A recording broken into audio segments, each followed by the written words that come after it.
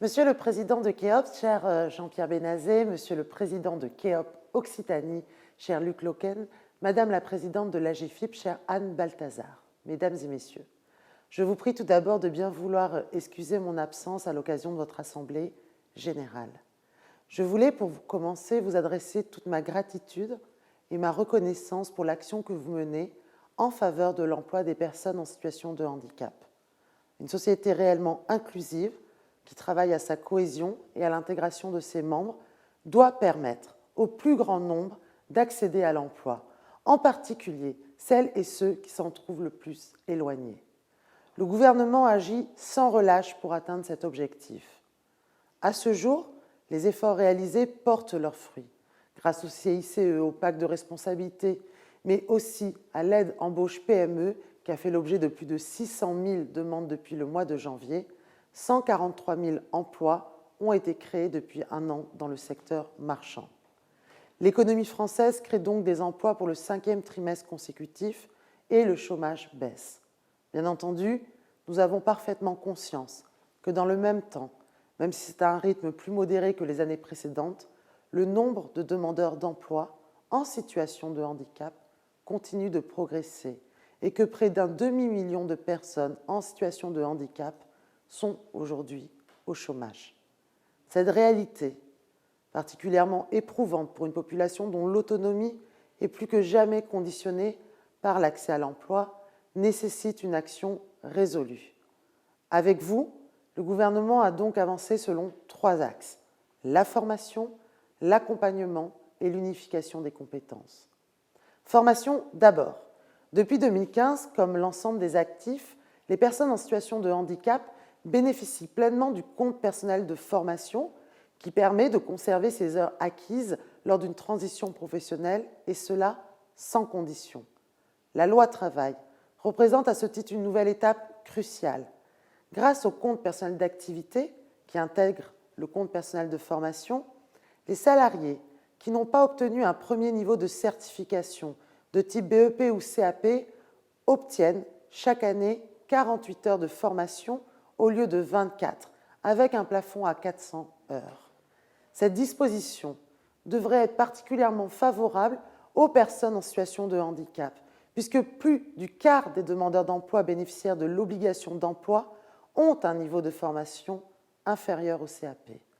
Accompagnement ensuite. Pour la première fois, la loi Travail introduit en droit français la notion d'emploi accompagné. C'était une de vos revendications majeures que vous avez portées depuis 2 ans au sein du collectif France pour la recherche et l'emploi accompagné, aux côtés de l'Association des paralysés de France, de Santé mentale France, de la FAGER et de pionniers tels que l'ADAPT et Messidor, qui en montrent les bienfaits depuis 40 ans. Je veux saluer cet engagement, comme je veux saluer l'investissement sans faille de ma collègue Ségolène Neuville, ainsi que l'investissement constant qu'a mené la sénatrice Dominique Gillot et le travail remarquable d'Annie Leouérou, députée des Côtes-d'Armor, dans le cadre de la mission parlementaire sur l'accompagnement dans l'emploi. Son rapport a clairement établi qu'il ne suffisait pas de placer des demandeurs d'emploi dans les entreprises, mais qu'il fallait aller vers un accompagnement pérenne de la personne en situation de handicap employée en milieu ordinaire si elle le souhaite et si elle en manifeste le besoin. Vous le savez, l'emploi accompagné participe d'une nouvelle logique: placer puis former dans la mesure du possible, plutôt que former et placer. Il doit permettre de répondre aux besoins des personnes en situation de handicap, mais aussi à ceux des employeurs et des collègues, afin de faciliter l'intégration des personnes en situation de handicap dans les équipes et de faire de l'environnement de travail un lieu d'apprentissage, formel et informel. Cette reconnaissance de l'utilité de l'emploi accompagné est à mes yeux une étape essentielle sur le chemin de la société inclusive que nous ambitionnons ensemble de bâtir. Elle doit en particulier permettre de mieux aider celles et ceux qui vivent avec un handicap psychique. Ce handicap doit être mieux pris en compte dans le monde du travail. Enfin, la garantie jeune, qui est expérimentée depuis déjà 2 ans et qui a été généralisée avec la loi Travail à partir du 1er janvier 2017, procède de la même logique de l'emploi d'abord pour les jeunes les plus éloignés de l'emploi. Ce pari est en voie d'être tenu. Les premières évaluations ont montré que la garantie jeune facilite le retour à l'emploi et en particulier à l'emploi marchand et durable. Bien entendu, cette réforme de l'emploi accompagné réussira à condition de se nourrir à la fois des expérimentations qui ont déjà vu le jour grâce à la ténacité et à la force de conviction des acteurs du monde associatif, tels que Messidor, mais aussi des réflexions et des savoir-faire des acteurs du monde du handicap, tels que la Fédération nationale des associations gestionnaires au service des personnes handicapées et fragiles. J'y serai particulièrement attentive. Durant les mois à venir, l'enjeu est celui de l'institutionnalisation de l'emploi accompagné, de la coordination des acteurs du monde du handicap et de la qualité de l'accompagnement qui va être proposé. Ma première exigence portera sur la qualité. J'attends de la concertation qui va aboutir à l'élaboration du décret qu'elle permette de définir un cahier des charges précis, indiquant les critères nécessaires à la mise en œuvre d'un accompagnement qui soit une réelle avancée à la fois pour les personnes en situation de handicap et pour les employeurs. Après la formation et l'accompagnement, la question de l'unification des compétences liées au placement dans l'emploi et au maintien dans l'emploi au sein des Cap Emploi a constitué notre troisième axe d'action. C'était également une réforme que j'ai portée et défendue avec la loi travail. Cette disposition permettra de rassembler dans une même instance une compétence déjà largement partagée dans les faits. Elle renforcera la lisibilité et la simplicité du dispositif pour les usagers, demandeurs d'emploi, salariés et employeurs, qui n'auront ainsi qu'un seul interlocuteur de référence tout au long du parcours des salariés. Elle facilitera également le travail des conseillers de vos structures, qui seront mieux repérés par les employeurs et donc plus à même de trouver des offres d'emploi et de les proposer aux personnes en situation de handicap. Je suis consciente que l'Assemblée générale de Kéops est donc, cette année, à bien des égards, exceptionnelle. Le chemin parcouru en moins de 3 ans, Monsieur le Président, cher Jean-Pierre Benazé, est impressionnant.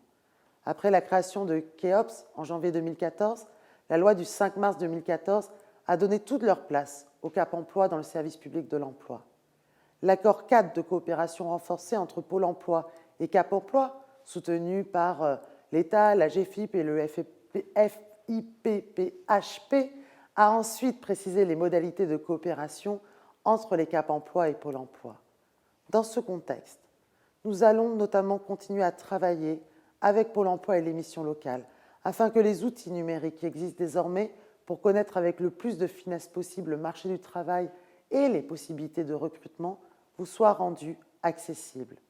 Je souhaite que vous soyez pleinement intégrés au service public de l'emploi et que les politiques actives du marché du travail soient plus encore qu'aujourd'hui ciblées vers ceux qui en ont le plus besoin.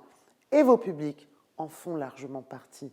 Nous avons à ce titre réussi à mieux cibler les contrats aidés qui bénéficient davantage aux personnes en situation de handicap. Je voulais, pour terminer, vous assurer de mon engagement à vos côtés. J'ai notamment eu l'occasion d'insister lors de ma dernière intervention du 12 septembre devant les préfets de région sur le fait que les personnes en situation de handicap doivent être un public prioritaire. C'est important de le rappeler. J'ai demandé à ce qu'un suivi attentif de leur accès à la formation soit réalisé au sein des CREFOP en y associant bien évidemment la GFIP et votre réseau. Au travers de ces actions, ce que nous visons ensemble, c'est la matérialisation d'un principe fort, celui de l'égalité sur le terrain professionnel. Cette égalité, nous le savons, elle est encore loin d'être acquise. Elle reste donc un combat permanent. Et ce combat est une immense responsabilité pour nous tous, à la hauteur des attentes de ceux que vous accompagnez et que vous professionnalisez chaque jour. Je vous remercie encore une fois pour cet engagement et c'est un remerciement particulièrement sincère puisque je vois sur le terrain au quotidien l'engagement de vos équipes. Et je voudrais aussi, bien évidemment, vous souhaiter une belle et riche Assemblée générale. Le travail, notre feuille de route, ensemble, elle est intense et nous allons bien sûr être déterminés à la mettre en œuvre le plus rapidement possible. Merci.